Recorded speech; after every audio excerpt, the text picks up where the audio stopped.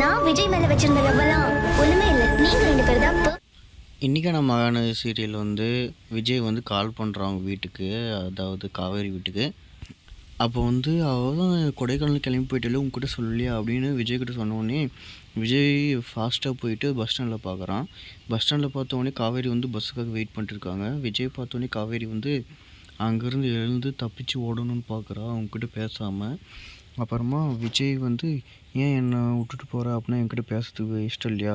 சரி அப்படிலாம் எதுக்காக என்னை விட்டு போகிறேன்னு சத்தியம் பண்ண, அதுவும் நீ சத்தியம் பண்ணியிருந்தாலும் பரவாயில்ல, என் குழந்த மேலே எதுக்கு சத்தியம் பண்ண அப்படின்னு விஜய் வந்து கேட்குறான்.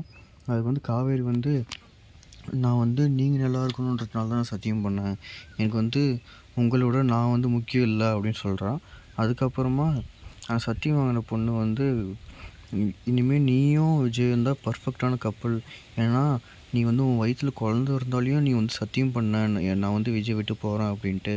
அதனால் நீங்கள் 2 பேரும் தான் ஒன்றா இருக்கணும், நான் வந்து தனியாகவே போகிறேன் அப்படின்னு அவங்க வந்து சொல்லிடுறாங்க.